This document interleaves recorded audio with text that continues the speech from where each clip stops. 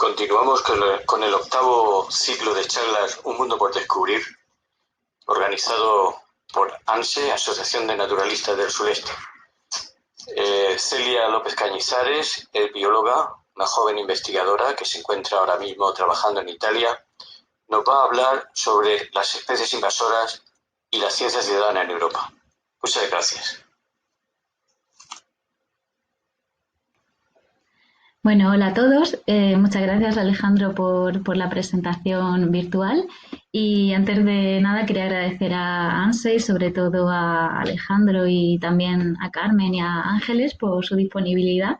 para intentar este formato y de esta manera no interrumpir el ciclo de charlas que la verdad es que sería una pena. Así que nada más, vamos a ver qué tal sale el experimento. Bueno, en esta charla mi intención es dar una pequeña introducción a lo que son las especies exóticas invasoras, compartir algunas de mis experiencias, tanto como voluntaria como practicando la ciencia ciudadana o propiamente en mi trabajo, en el tema de las especies introducidas, invasoras y la participación ciudadana y contar también un poquito de las herramientas con las que trabajo en mi profesión actual. Bueno, añadir también que en cualquier momento, quien le apetezca hacer una observación, un comentario o escribir una duda, puede hacerlo en los comentarios que aparecen debajo del vídeo y cuando acabe la charla dedicaré un tiempo a responder a esos comentarios y preguntas. Y bueno, antes de comenzar, de meternos de lleno en el tema, quería presentaros a alguien. Bueno, esta es Epi. Epi era mi tortuga cuando tenía 8 años. Seguro que a muchos os suena esta tortuga o galápago de orejas rojas o tortuga de Florida, que también se le llama, porque hace unos años, bueno, se puso muy de moda a través del comercio, de las tiendas de animales. Es un animalito que se puso muy de moda y muchas personas, yo incluida, tuvimos una como mascota. Bueno, y en mi caso, y supongo que mucha gente también, yo tenía mi tortuga en uno de estos terrarios acuáticos que tenía una islita en medio con su palmera y allí vivía tranquilamente Epi. Sin embargo, bueno, con el tiempo pues Epi fue creciendo y como era una tortuga que tenía mucha energía, mucha fuerza, pues llegó un momento en que el terrario se le quedó pequeño y un día saltó, Epi se escapó. Y bueno, en ese momento, aparte de, por supuesto, yo quedarme muy triste por la pérdida de mi tortuga, pues ahora que lo pienso, ahora que he hecho la vista atrás y conozco un poquito más sobre estas especies, me imagino varios escenarios posibles. Por un lado, bueno, puede ser que simplemente ese Epi se escapara y no sobreviviera, simplemente pues nada, que no encontrase alimento, que la atropellase un coche, se la comiera otro animal, en fin, cualquier cosa y que no sobreviviera. Pero también es cierto que en ese momento, en la casa en la que yo tenía Epi, hay un río cercano y puede ser que Epi, por sus propios medios, pues consiguiera llegar a este río y sobreviviera, que encontrase refugio, que encontrase alimento y se quedase allí tranquilamente viviendo. Pero también en un tercer escenario que me imagino y que seguramente pues, era posible también, podía suceder que en ese sitio hubiese otras tortugas de la misma especie. Porque como he comentado, en ese momento pues se pusieron muy de moda y mucha gente pues le pasó lo que a mí. O sea, estas tortugas cuando se les queda el terrario pequeño se escapan con facilidad o simplemente hay mucha gente que se cansaba de ellas y las abandonaba en un parque, en una charca o en un río cercano. Si este era el caso, bueno, pues puede ser que estas tortugas, estos galápagos allí sobrevivieran juntos y además formasen su propia población y comenzasen a reproducirse. Este sería, digamos, el proceso, es un pequeño ejemplo de cómo una especie que es introducida a través del comercio como mascota, porque nos gusta, porque se ha puesto de moda, acaba introduciéndose en el medio natural de forma intencional o inintencional, si se ha escapado,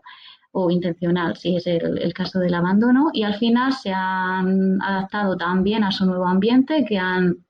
formado sus propias poblaciones, se están reproduciendo y además es posible que pongan en peligro a la fauna autóctona, que compitan con otras tortugas y galápagos autóctonos por el alimento, por los sitios de refugio. Y bueno, en este caso, pues Epi, mi tortuga, no era solo una especie introducida, era una especie introducida, efectivamente, porque la hemos traído de un sitio cuya distribución natural no es en el que nosotros vivimos, no era en España, no era en Europa. Esta tortuga viene de Norteamérica y la hemos introducido aquí. Es una especie invasora porque se ha convertido en un problema ambiental, en este caso el principal problema es ambiental porque compite con especies nativas y además es una especie invasora introducida y invasora de preocupación para la Unión Europea. Llega a esta máxima categoría de especies invasoras de preocupación para la Unión Europea que tenemos a nivel comunitario. Esto quiere decir que las poblaciones de esta tortuga sean invasoras, se han expandido tanto, se ha convertido en un problema en tantos países de la Unión Europea que estos países se han tenido que poner de acuerdo para decidir medidas de gestión de esta especie, de monitorización y, en caso necesario, de erradicación. De cualquier modo, pues la percepción ciudadana sobre esta problemática es importante porque en muchos casos somos nosotros los que queremos tener estas especies porque nos gustan o los que acabamos ocasionando que se conviertan en invasoras cuando nos cansamos de ellas, las abandonamos o se nos escapan. Por eso, al final, esta conexión entre esta problemática ambiental que tiene una percepción social y emocional fuertemente asociada, siempre me ha hecho preguntarme, trabajando con estas especies, ¿qué nos viene a la cabeza cuando pensamos en especies introducidas? Y si os apetece, pensando en esta pregunta, con 4 o 5 palabras simplemente podéis comentarlo en el vídeo. Bueno, pues pensando en esta cuestión, en esta pregunta, cuando estuve en las Islas Azores trabajando y desarrollé mi trabajo de fin de máster sobre las plantas invasoras en la isla de Terceira, en Azores, también hice una pequeña encuesta de percepción de la población sobre estas, en este caso, trabajaba con plantas, sobre las plantas invasoras de la isla. Y la primera pregunta de este cuestionario fue esta misma. ¿Qué os viene a la cabeza cuando pensáis en plantas invasoras en islas? Y esta nube de palabras que vemos aquí en diferentes tamaños y colores es el resultado de esa encuesta. Las palabras que tienen un tamaño mayor fueron las respuestas más repetidas, es decir, la palabra hortensia, invasora, conteira, criptomeria fueron las respuestas que se repitieron más entre los participantes. Y bueno, encontré una cosa muy curiosa y es que la palabra más repetida de todas fue hortensia, que es una planta muy bonita que tenemos aquí con las flores color violeta. Luego distintas palabras de connotación más positiva, más negativa, como plaga, amenaza, utilidad, exóticas, belleza. Encontraba un poco esa doble connotación como de algo atractivo, interesante, pero también de algo perjudicial para el medio ambiente. Pero lo que más me llamó la atención es que cuando le preguntaba por plantas introducidas, hortensia es la palabra que más acudió a la mente de los participantes que estaban respondiendo a esa pregunta, pero cuando llegaban al final de la encuesta les hacía una última pregunta en la que le preguntaban qué plantas escogerían como máxima representante de la biodiversidad de la isla. Por suerte, muchos participantes, muchas personas escogieron plantas nativas y plantas endémicas, pero también hubo un grupo de esos participantes que escogieron plantas introducidas y plantas invasoras como máximos representantes de la biodiversidad de la isla. Y fue también la hortensia entre ese grupo de participantes la que fue mencionada más veces, es decir, era mencionada más veces tanto como planta introducida, pero también como planta favorita para representar la biodiversidad de la isla como digamos, un orgullo y un sentimiento en relación a la biodiversidad local. Por este motivo, porque en todas estas experiencias y estos años me he dado cuenta de que las especies invasoras, tanto animales como plantas, provocan sensaciones y percepciones a veces controvertidas en las personas.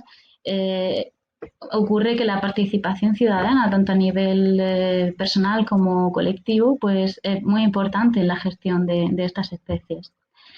En este caso, voy a comentar el voluntariado ambiental y una variante de voluntariado ambiental que es la ciencia ciudadana. El voluntariado ambiental lo conocemos todos, que es implicarnos en una actividad que tiene un impacto positivo en el medio ambiente, ya sea erradicar plantas invasoras, como recoger basura en la playa, como cualquier otro tipo de actividad. Y la ciencia ciudadana es una variante en la cual el principal objetivo es la producción de datos científicos, es decir, personas que no necesariamente tienen un bagaje académico de carácter científico, puede ser cualquier otro tipo, puede implicarse de manera voluntaria en una actividad de producción de datos científicos. Estos datos van a servir en muchos casos para monitorizar especies, animales y plantas y para ayudar a los investigadores que hay detrás de esa actividad a recabar muchísimo más datos en muchísimo más tiempo, en más áreas y finalmente apoyar la investigación científica. Bueno, estos 4 puntos que señalo aquí, que son la prevención, la detección temprana, la monitorización y la erradicación, son las 4 fases que componen la gestión de las especies exóticas invasoras. La prevención, que es la primera de todas, es algo tan sencillo como regular de la mejor manera posible el comercio internacional de especies, el que nos se permitan, cuando nos vamos de viaje y cogemos un avión, que nos se permitan llevar en el equipaje pues semillas,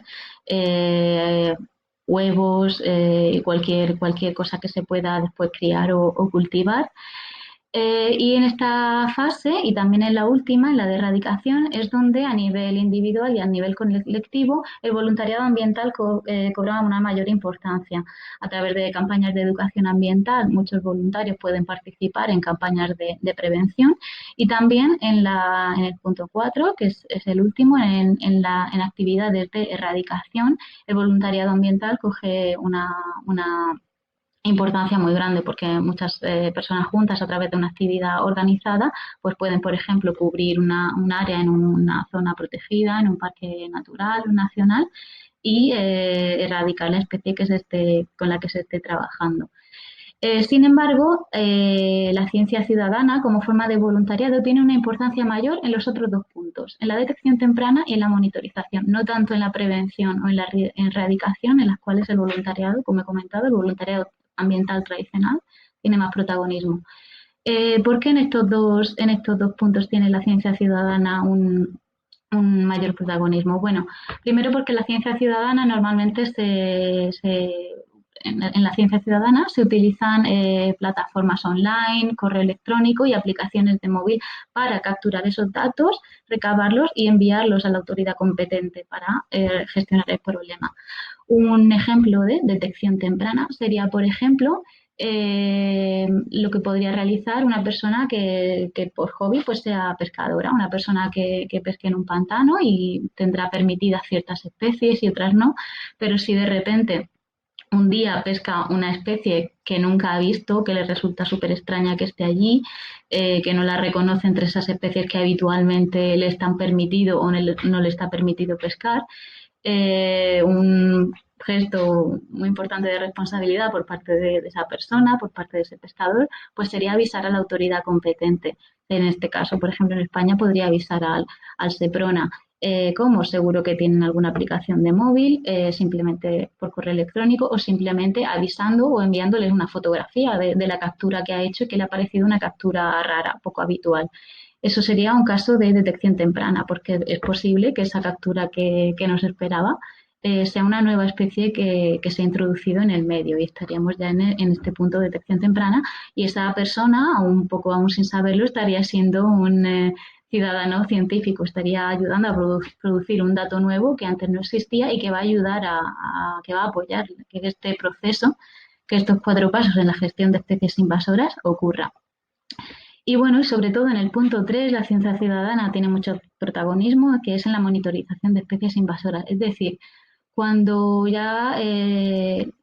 no ocurre fase de prevención o cuando ya ha ocurrido, pero aún así la especie se ha introducido en el medio natural, cuando ya ha ocurrido la detección temprana porque ya se han hecho los primeros avistamientos de esa especie que antes no estaba, la monitorización ocurre para vigilar esas especies que ya han aparecido nuevas en el medio natural, introducidas por actividades humanas y que además están empezando a formar poblaciones. La monitorización a través de la ciencia ciudadana va a permitir entender si esa especie nueva introducida puede tener un potencial invasor, cómo se está reproduciendo, cómo se está expandiendo en el territorio, a qué velocidad, en qué estaciones del año. y va a permitir primero determinar si ese comportamiento invasor es importante o no, o simplemente es una especie introducida más, que hay muchísimas, pero no comporta un riesgo mayor. Y en caso de que si se demuestre que a través de la monitorización apoyado en muchas ocasiones por la ciencia ciudadana, en el caso de que se demuestre que sí que hay un riesgo para el medio ambiente o para la salud humana o para la economía o a nivel social, ya se pasaría a esa fase de erradicación en la que sí hay que actuar sobre la especie que se puede que, no, que esta última fase la responsabilidad la tienen en cada país o en cada comunidad autónoma los organismos competentes por la gestión de las especies, pero que también puede ser apoyado, como es en muchas ocasiones, con el voluntariado ambiental, como ya he mencionado. Bueno, antes de pasar de diapositiva, hacer un pequeño inciso en que no todas las especies introducidas se convierten en especies invasoras y suponen un problema. En el caso de mi tortuga epi, pues sí, se introdujo en el medio natural y se formaron poblaciones y se convirtió en una especie introducida invasora de preocupación para la Unión Europea, como he comentado, pero no es el caso de todas las especies. Se calcula que en Europa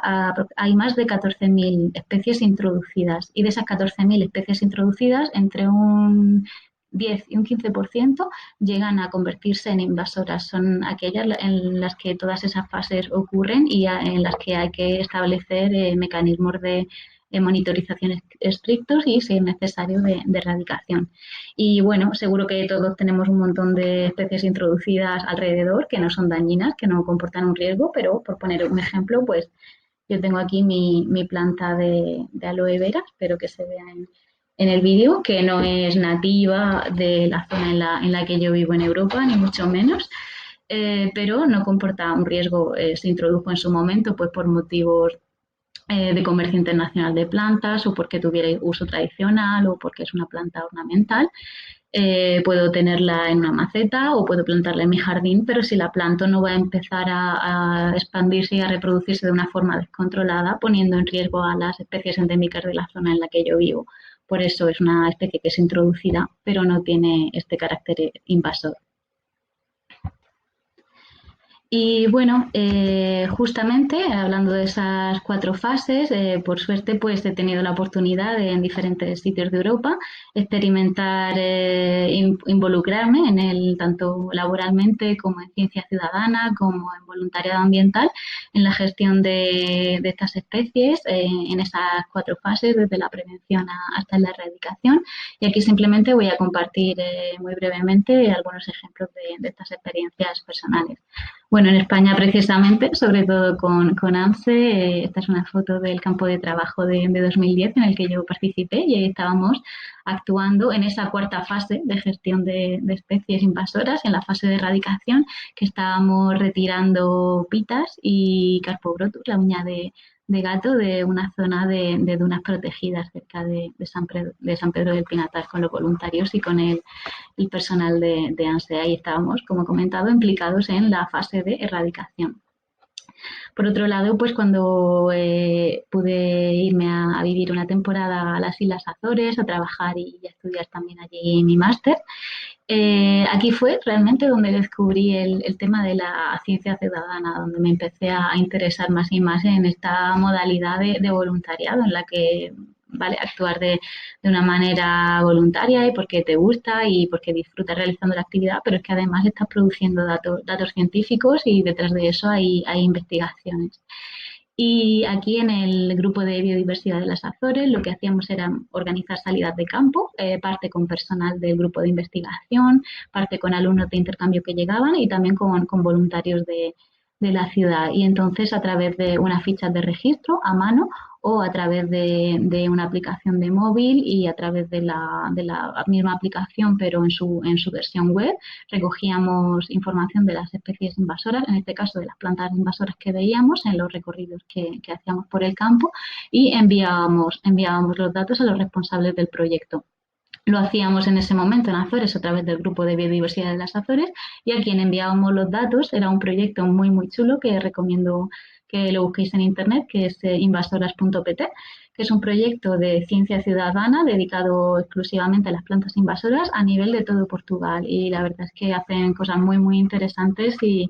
pienso que tiene mucho éxito porque tiene muchísimos avistamientos y un montón de gente implicada en enviarles regularmente datos. Cualquier ciudadano con su aplicación de móvil les envían datos continuamente. Y aquí, bueno, solo mencionar como recuerdo a dos compañeras. Aquí mi compañera Enésima, que fue la que me enseñó a mí el primer año que yo llegué en qué consistía la ciencia ciudadana de este proyecto de plantas en Portugal en particular, y mi compañera Rebeca, que fue a quien enseñé yo al año siguiente. Entonces hacíamos mucho esta labor de equipo en ese momento, de lo que uno aprende después se lo enseña al siguiente que llega. Bueno, después a continuación tuve, cuando aún estaba en Azores, pero estaba estudiando también el máster, tuve la oportunidad de tener una beca Erasmus para unas prácticas cortitas en Estonia. Y en Estonia estuve sobre todo participando en campos de voluntariado ambiental, de hecho, en la Fundación de Estonia para la conservación de la naturaleza, un poco equivalente a WWF Estonia.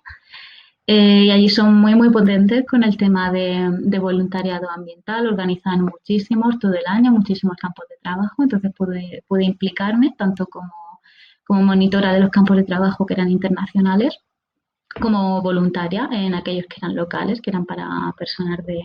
Estonia propiamente. Y en algunos de esos campos de trabajo lo que hicimos fue también actuar a ese nivel del punto 4, erradicación de especies exóticas invasoras. Y recuerdo con especial cariño uno de los campos de trabajo en los que teníamos que estar 3 días en el Parque Nacional de Karula, al sur de Estonia, y el objetivo era erradicar en unas zonas que teníamos marcadas en los mapas esta plantita que se llama Impatiens glandulifera, es el nombre científico. Esta es una plantita introducida como ornamental en Europa porque, como veis, es bastante vistosa, con las flores rosas y crecen así también bastante, bastante alto. Y bueno, en este momento recuerdo también ese momento, esa sensación, ese doble sentimiento cuando estás actuando sobre las especies directamente. Y era que las voluntarias, en este caso, porque recuerdo que en este campo de trabajo fuimos todas mujeres, estábamos muy implicadas en la actividad, cubrimos todas las zonas, el mapa, quitamos toda la especie, que además por suerte era una especie que era bastante fácil sacarla de raíz sin dejar rastros. Pero es verdad que escuché varias veces el comentario de, bueno, qué bien que estamos haciendo este campo de trabajo, y al mismo tiempo cuando cogíamos las especies muchas veces esa sensación de, ojo, qué pena con lo bonitas que son, ¿no? Entonces, con el tema de, bueno, con ambos, con plantas y con animales, supongo que muchas veces surge ese doble sentimiento de sabes que estás haciendo algo que es positivo para el medio ambiente en este caso, y al mismo tiempo pues te da un poco de pena lo que estás haciendo porque es una planta que es muy bonita. Bueno, en este caso de Impatiens glandulifera, de hecho, también, al igual que la tortuga, es una especie que es introducida, es invasora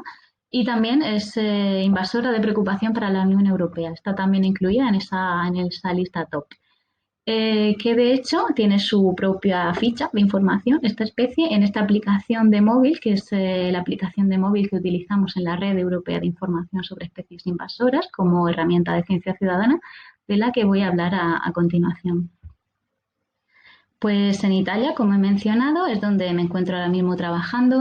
como consultora en la Red Europea de Información sobre Especies Invasoras, y yo me implico sobre todo en la parte de ciencia ciudadana y de comunicación a través de eventos de divulgación científica, de redes sociales y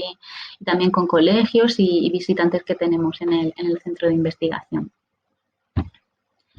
Bueno, cuando llegué, la primera vez que me integré en la Red Europea de Información sobre Especies Invasoras, la verdad es que fue un poco,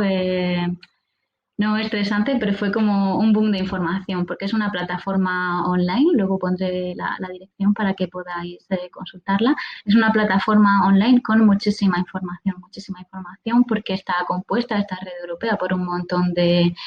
de socios que comparten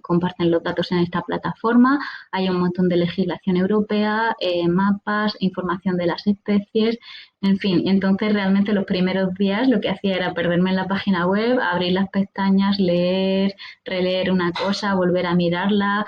probar cómo funcionaba el buscador de especies en el mapa. Y bueno, pensando en ese momento en las experiencias anteriores que había tenido con especies invasoras, pues empecé a bucear en la página web y a ver si encontraba algo con lo que yo hubiese trabajado anteriormente. Y la verdad es que me llevé una sorpresa. Como he comentado antes, pues en Azores fue donde empecé a trabajar más con el tema de ciencia ciudadana y a estudiar las plantas invasoras en mi TFM. Como he comentado, el grupo de biodiversidad de Azores hacíamos trabajo de campo juntos para tomar nota de estas especies que enviábamos a el proyecto invasoras.pt de Portugal, con sede en Portugal continente, en la península. Y cuando llegué a EASIN, a la Red Europea de Información de Especies Invasoras, encontré que este proyecto Invasoras era socio de esta plataforma europea. Y cuando busqué en los mapas, busqué concretamente esta especie, Hydrangea macrófila, la hortensia, la busqué en el mapa, amplié a ver si encontraba las Islas Azores y efectivamente aquí en cuadritos de color naranja cliqué sobre uno de estos puntos y encontré quién era el dador de este dato, Invasoras. Y efectivamente, en la isla donde yo me encontraba anteriormente, donde con mis compañeros del grupo de biodiversidad de las Azores habíamos recabado datos de esta planta, lo habíamos enviado a Invasoras, encontré que invasoras.pt lo había enviado a la Red Europea de Información de Especies Invasoras. Entonces, fue un poco una alegría ver que ese dato que había cogido con compañeros simplemente practicando en el campo 2 o 3 años antes, había llegado tan lejos, había llegado a una plataforma europea, una plataforma gestionada por la Comisión Europea y que tenía una utilidad al final mucho mayor que simplemente que se quedase ese dato anotado en nuestro cuaderno de campo de la universidad. Bueno, estos cuadritos de color naranja son cuadritos de 10 por 10 kilómetros y indican presencia de la especie dentro de ese cuadrito. Son mapas de ocurrencias. Y aquí tenemos, también es la isla de San Miguel y en la isla de Terceira, que es donde yo me encontraba, y este dato había hecho todo ese recorrido desde nuestro grupo de investigación, nuestra pequeña salida al campo, al proyecto nacional y al proyecto internacional. Por eso, al final, ves que un dato pequeño, que a lo mejor crees que no sirve para nada, realmente tiene un recorrido grande y llega exactamente igual en la misma calidad a un sitio donde realmente se le va a dar un uso importante que es a nivel europeo o a nivel de legislación europea para gestionar estas especies. Bueno, como comentaba, yo ahora mismo trabajo en la Red Europea de Información sobre Especies Invasoras y aquí tenemos un pequeño programa de ciencia ciudadana para que la gente se pueda implicar en monitorizar las especies invasoras que son de preocupación para la Unión Europea, que actualmente son 66 especies, plantas y animales, pero esta lista cada año se va actualizando conforme los países de la Unión Europea se van poniendo de acuerdo y quieren juntos incluir más especies en la lista.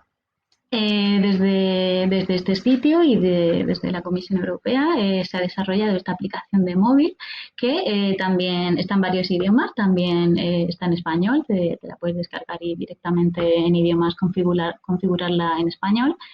Y la aplicación de móvil incluye fichas de identificación de las especies con fotos y la información de la especie, de cómo es, cómo se puede distinguir y también con qué otras especies es fácil confundirla. Y además se pueden enviar avistamientos, es decir, se puede conectar al GPS, a la cámara, si ves una de estas especies, echas tu foto,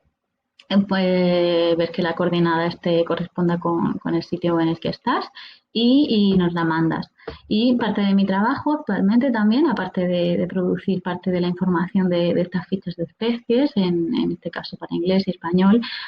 promocionar la aplicación con colaboradores, con colegios que vienen a visitarnos, en eventos en los que participamos, pero también participo en la validación de los datos. Entonces, realmente puedo decir que estos datos que la gente envía llegan y semanalmente comprobamos que el dato esté correcto, si hay alguna duda o algún error en la foto o en alguna información que se ha mandado, la actualizamos Y finalmente, estos datos que la gente ha mandado van a formar parte de los mapas de ocurrencias de las especies invasoras en Europa.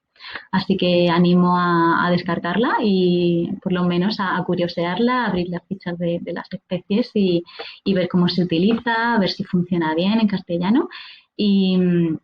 y si veis alguna especie, pues animo a enviarla porque realmente este dato llega y es muy útil.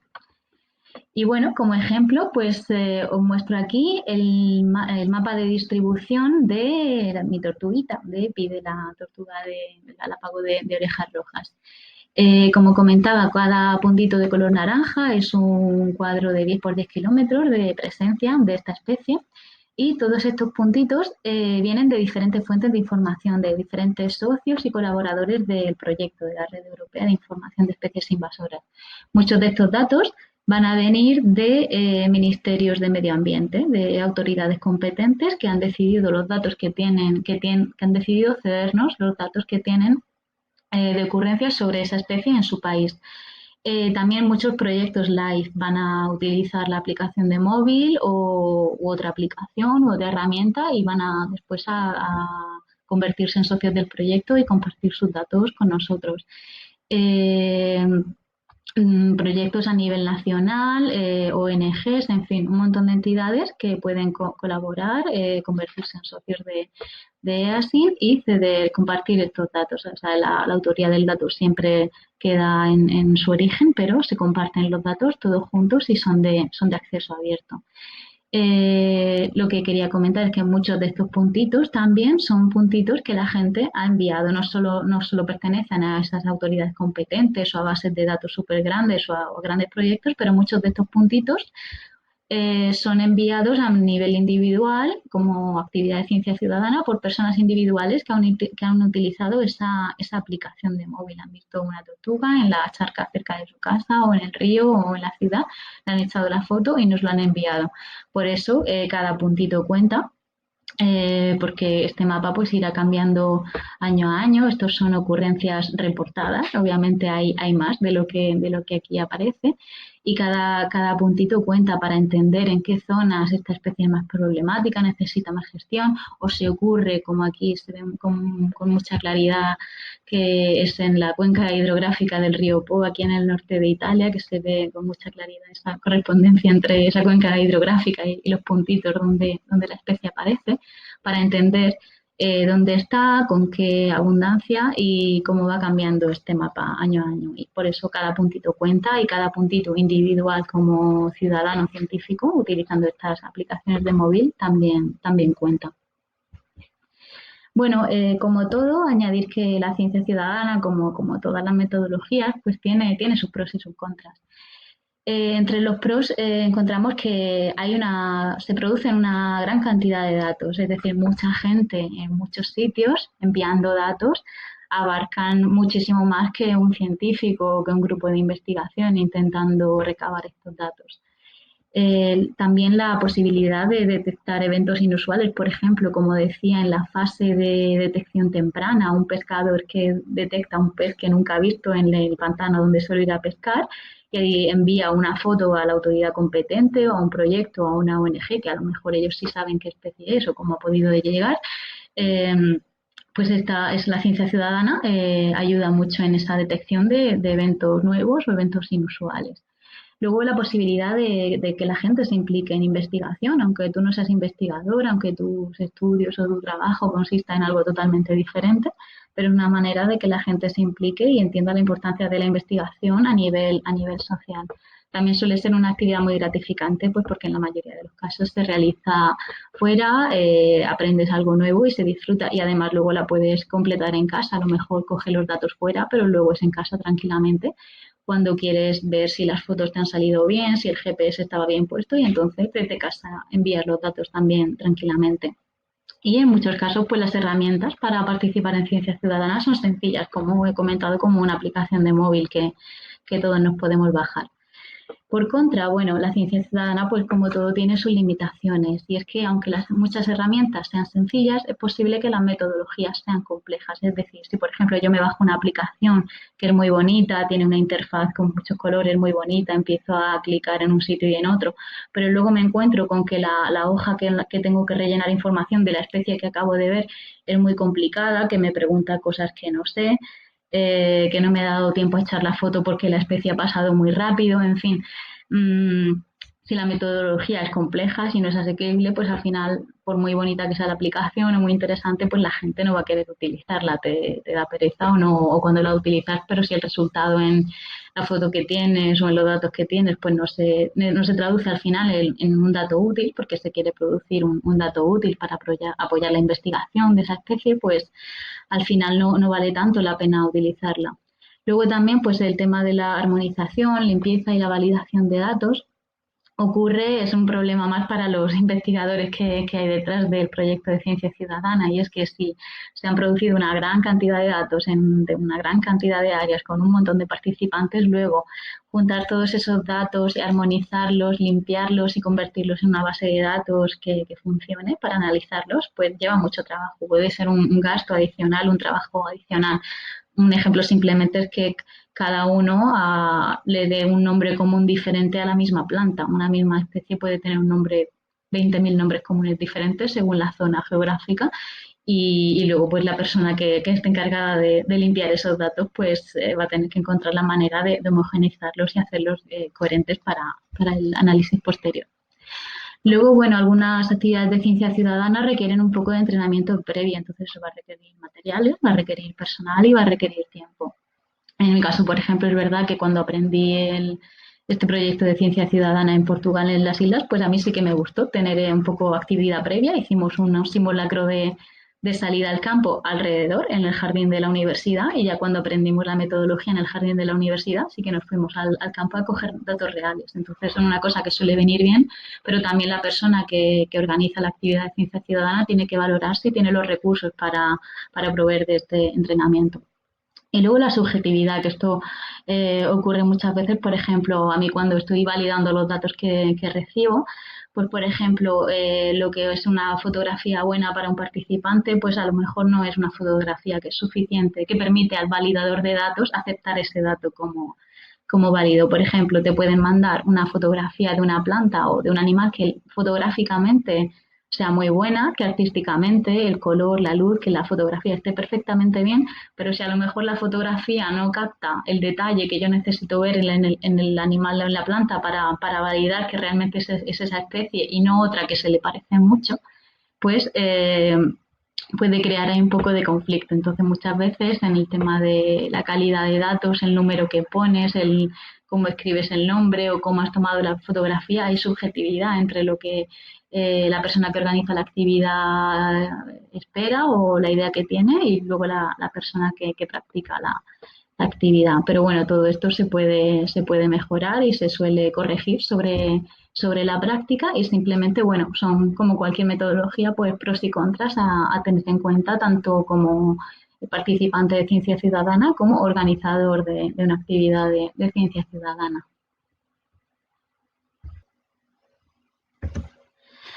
Bueno, para quien quiera seguir indagando en el tema de especies invasoras y ciencia ciudadana, en la página web de la Red Europea de Información sobre especies invasoras, luego pondré el enlace también al final para quien lo quiera copiar, hay un repositorio de proyectos de ciencia ciudadana dedicados exclusivamente a las especies invasoras, es un catálogo que se puede filtrar por tipo de proyecto y también por país. Entonces, y todos ellos dedicados a especies invasoras, a apoyar esa prevención temprana y esa monitorización, esa segunda y tercera fase de gestión de especies invasoras. Muchos de esos proyectos tienen plataformas online para subir fotos o utilizan aplicaciones de móvil como la nuestra y hay un montón y son muy interesantes. Entonces invito a visitar este enlace porque la verdad es que hay muchísimos proyectos, tanto para ver los que tienes en tu propio país o en tu región, como si te vas de viaje a otro país de Europa y te apetece implicarte en ese tipo de proyecto, porque vayas a ir a zonas naturales y quieras ver si hay algún proyecto relacionado con la monitorización de especies invasoras ahí, pues se puede consultar. También, si hay alguien que esté viendo el vídeo o alguien que sepa de este proyecto, si trabajas en un proyecto de ciencia ciudadana y especies invasoras, puedes comprobar si tu proyecto está en el repositorio y si no lo está, puedes escribir un correo electrónico y nosotros lo añadimos, porque este es un repositorio que vamos actualizando conforme vamos teniendo noticias de proyectos nuevos que emergen en Europa. Y bueno, nada más. Hasta aquí esta charla sobre experiencias con especies invasoras, voluntariado y ciencia ciudadana en Europa. Muchas gracias por escuchar, muchas gracias a ANSE y a todos los compañeros por facilitar este formato para seguir con las charlas y nos vemos en los comentarios del vídeo. Solo para acabar, os dejo aquí unos segundos los enlaces que luego los puedo también escribir en los comentarios para que tengáis el enlace directo de los distintos organismos y proyectos, aplicación de móvil y la dirección del repositorio de proyectos de ciencia ciudadana que he ido mencionando para que tengáis los links. Nada más, muchas gracias.